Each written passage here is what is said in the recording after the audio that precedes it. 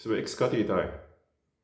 Paldies par skatījumiem, laikiem, komentāriem.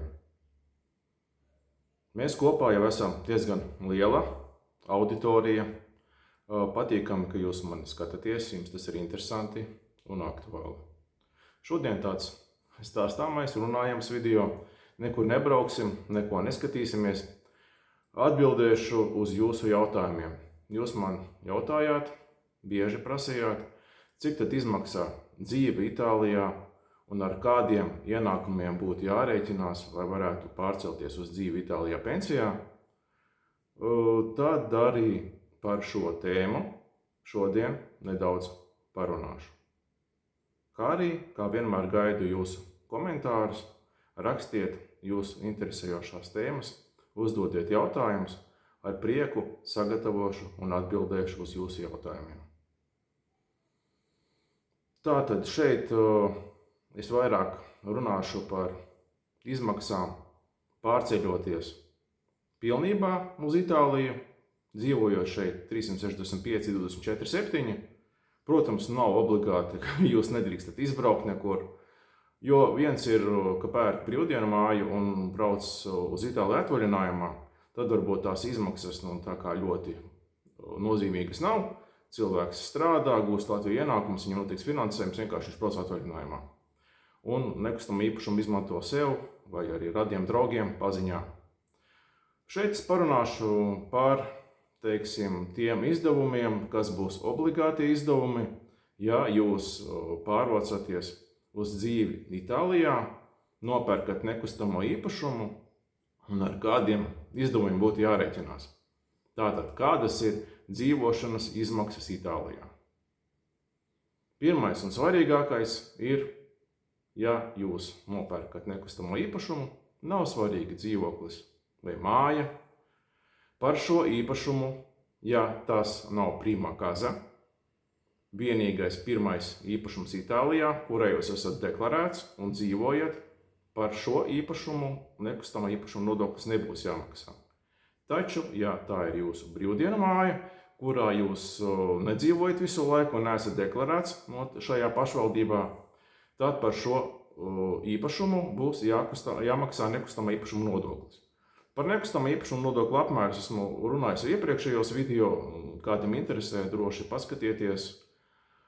Bet visticamāk, iegādājoties nekustamo īpašumu Itālijā un vēloties pārcelties uz dzīvi Itālijā, visticamāk, ka jūs pirksiet īpašumu, kurš būs prima casa, kur jūs arī deklarēsieties, un tas būs jūsu pastāvīgā dzīvesvieta. Par šo īpašumu nekustamā īpašuma nodoklis nebūs jāmaksā. Bet, ja tā ir brīvdienu māja, nodoklis būs jāmaksā, bet nodokli jārēķina ir pašam un jāmaksā ir patstāvīgi, aprēķinot noteikto koeficientu. Jā, tas ir sarežģīti. Itālijā vietējie izmanto grāmatiežu pakalpojumus. Tā kā, ja jums būs brīvdienu māja un būs jāmaksā nekustamā īpašuma nodoklis, tad būs nedaudz sarežģītāk.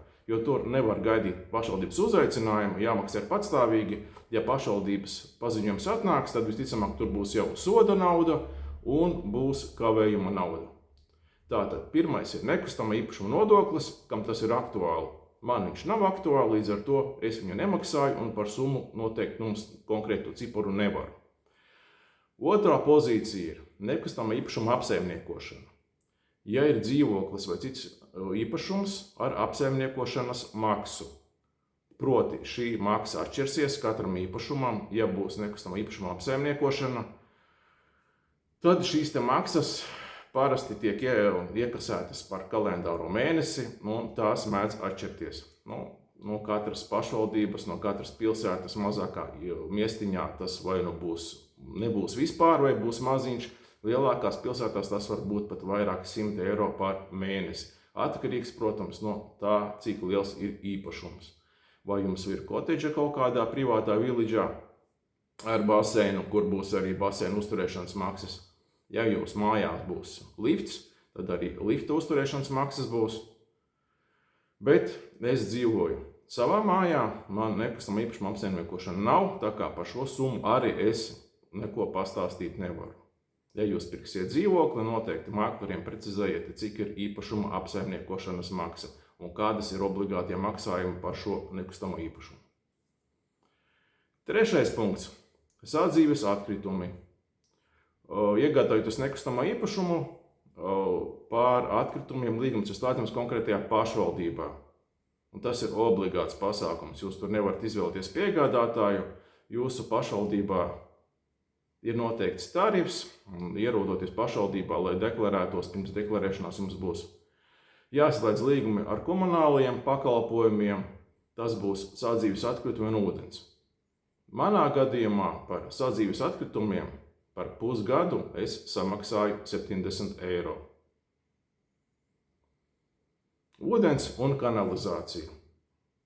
Es par 6 mēnešiem samaksāju 103 eiro. Ja atkritumi konstanta summa ir atkarīga no cilvēku skaita, kas dzīvo īpašumā, un no būves kvadrātmetriem, cik proti liela būve, tad ūdens un kanalizācija ir atkarīga no ūdens skaitītāju rādījumiem. Tā kā manā gadījumā es par pusgadu samaksāju 103 eiro, jums var būt vairāk, var mazāk būt, atkarīgs no konkrētā ūdens patēriņa. 5. punkts – elektrība. Itālijā elektropiegādātāji ļoti daudz un atkarīgs protams, no konkrētā piegādātāja un no piedāvājuma un no līguma, ar ko jūs izdomāsiet noslēgt šo te līgumu, un arī no patērētajām jaudām. Manā gadījumā es par elektrību, pēdējais rēķins bija 275 eiro par 753 kWh. Man ir tāds līgums, un es uzskatu to par šobrīd sev piemērotāko, bet jūsu gadījumā jūs skatāties paši, kā jums sanāk. 6. punkts – gāze. Gāze arī Itālijā maksā naudu. Ja ir gāzes pieslēgums, tad būs abonēšanas maksa un maksa par patērēto gāzi. Kāda būs abonēšanas maksa un par patērēto gāzi, es nezinu. Man centrālais gāzes pieslēgums nav. Konkrēti es pērku gāzes balonus.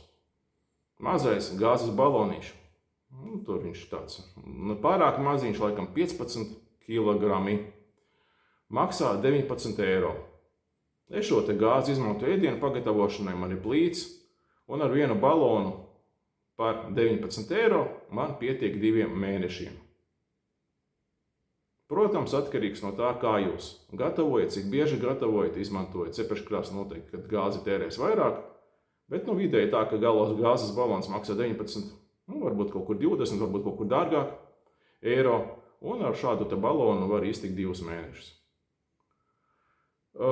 Pārtikai es tērēju aptuveni 400 eiro mēnesī, bet, protams, arī atkarīgs no katra, cik un ko patīk ēst, lietot pārtikā, un, teiksim, tur Gomes, protams, ir iespējas pirkt pārtiku lētāku, dārgāku, un es pērku lielveikalā, izmantoju dažādas akcijas, man sanāk 400 eiro mēnesī par pārtiku. Jums varbūt būs savādāk. 8. punkts – apģērbs. Arī Itālijā vajadzēs apģērbu. Taču Itālijā apģērbs maksā lētāk kā Latvijā. Atkarīgs, protams, no katra gaumas un vēlmēm, cik aktuāli ģērbties brendā, bet principā parastās džinsu bikses vīriešiem, teiksim, manā komplekcijā, var atrast pa 20 eiro. Un tās nebūs Ķīnas bikses, tās būs džinsu bikses labas kvalitātes šūtas Itālijā. Tā kā par apģērbiem tur arī principā es nevaru pateikt, jo man tur es tā kā neplānoju iepriekš, vienkārši kaut ko vajag es nopērku, bet katrā ziņā, ņemot vērā Latvijas cenas, pārcēlos uz Itāliju, ievēroju, ka apģērbs ir krietni lētāks.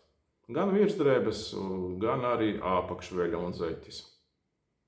Tā tad nonākam līdz diezgan lieliem izdevumiem, un proti transporta līdzekļu izdevumi.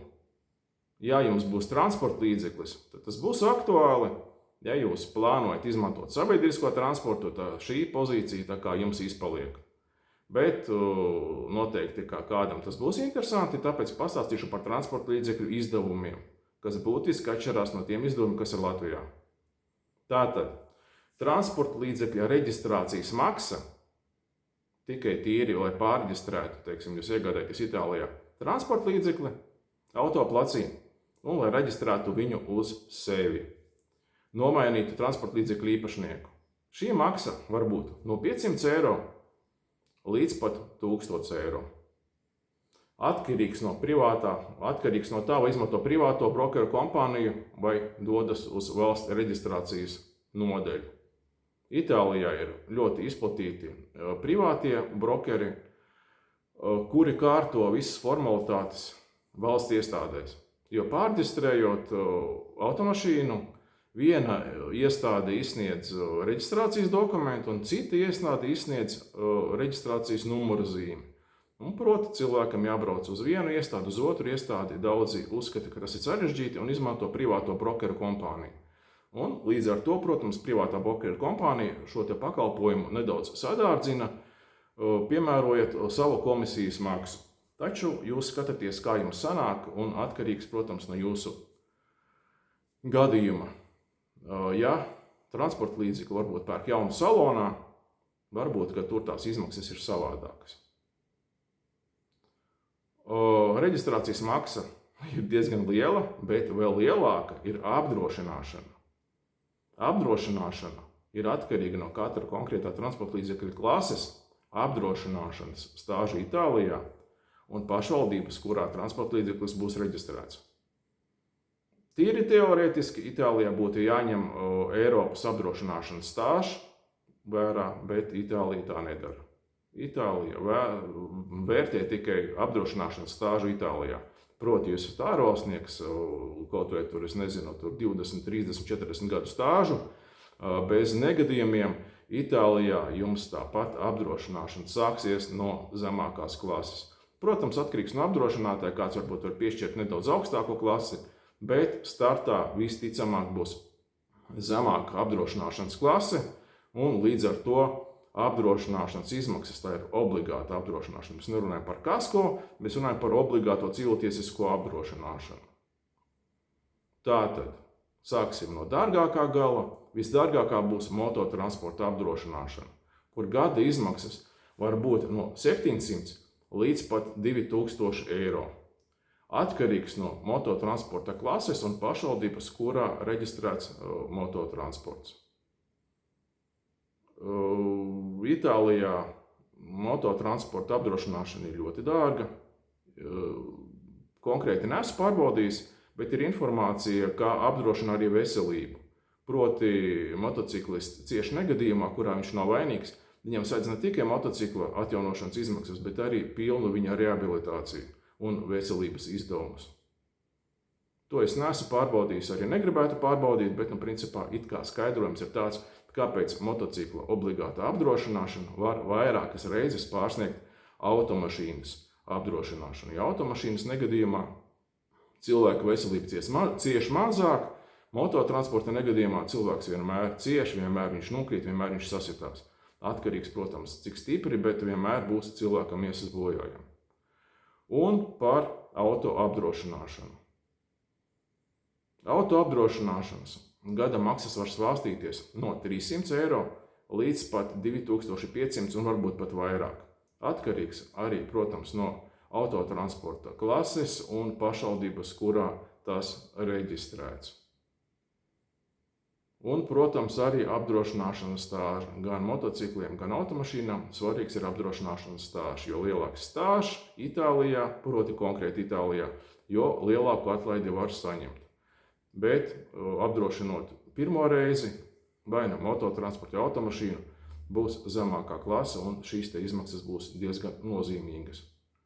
Ar katru gadu apdrošināšanas stāžs palielināsies, Itālijā joprojām piemēro bonus malus sistēmu un attiecīgi bonus malus klase mainīsies un apdrošināšanas polise būs lētāka. Konkrēti par cik es nemāku pateikt, Es tikko esmu sācis apdrošināšanu zemākās klases, pēc gada es varēšu pateikt, vai kaut kas mainījās vai nemainījās, vai šī polise kļuva lētāka vai ne. Tā kā principā īsumā par obligātiem izdevumiem tas man būtu viss. Skaitiet paši, cik jums ir vajadzīgs, lai dzīvotu Itālijā. Principā var dzīvot, var izdzīvot. No savas pieredzes varu pateikt, ka Itālijā, gada griezumā dzīve ir lētāka nekā Latvijā. Ir nianses, bet, ar to pašu summu, es domāju, ka dzīvojot Latvijā, man būtu daudz grūtāk nekā dzīvojot Itālijā. Protams, tie ir Itālijas dienvidi, šeit ziemas ir siltas.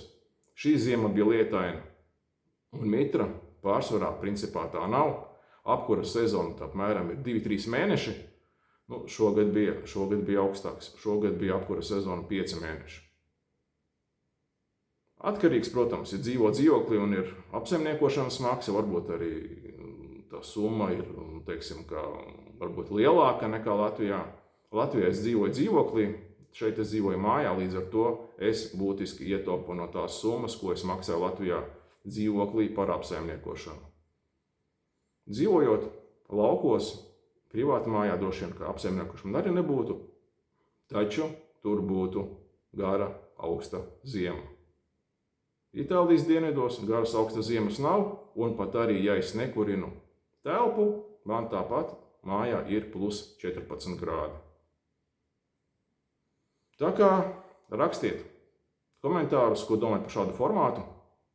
Paldies jums! Prieks dalīties ar informāciju. Lai jums jauka diena un uz tikšanos nākošajos video. Tā!